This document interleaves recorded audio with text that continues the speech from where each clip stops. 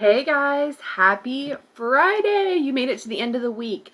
So, we know that for Fridays for reading, we kind of review and summarize everything that we've been working on. So, yesterday we did the retelling where we talked about the characters or who is in our story, the setting or where and when our story takes place, and then we retold 5 events of our story or 5 things that happened. 5 things our characters did. So today we're going to be doing something really similar, but we're going to be adding in one extra thing to talk about. So you guys are going to get any book. This can be one of the books from the packet, like This Is Yap or Moonlight Cat or All in a Day, or any of those books. Or it can be a book that you have maybe at home you got for your birthday, or you got it from the library, or one of your brothers and sisters' books. So any book, and you're going to use it today to do a big retelling. So, a little bit of a review. We know that the characters are the people or animals in our story. They are who and what our story is about, right? And then we know that the setting is where and when our story takes place. And we can learn about the setting from the illustrations, right? If we see a sun, we know that it's daytime. If we see a tree, we know we're outside. Or if we see furniture, we know that we're inside.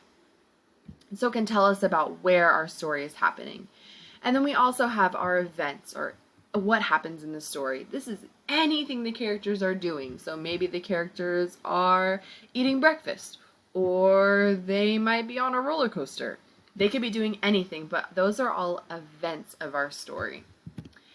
And then one other thing that we've talked about the past couple of weeks is lessons and how authors sometimes write stories to teach us things that we can use in our everyday life.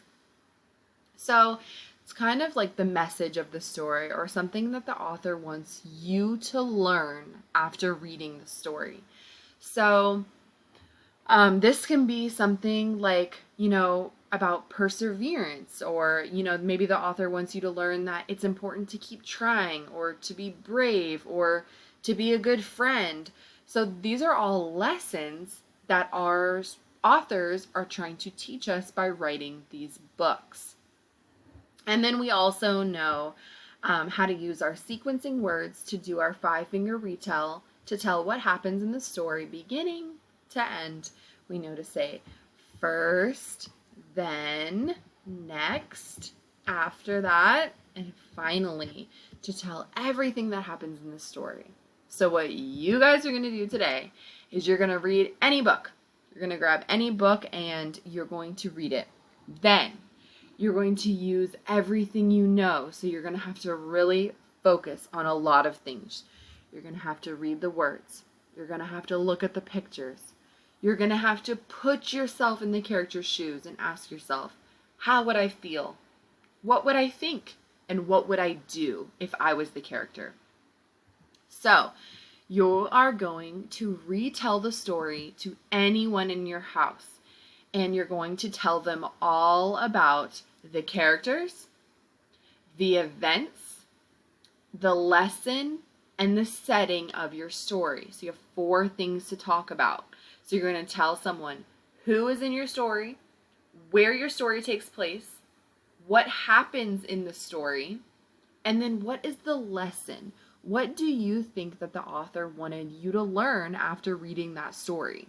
And what can you use that you learned in the story in your everyday life? Maybe you learned how to be a good friend, or how to always keep trying, or to always do your best. All of those important things that we learn from books.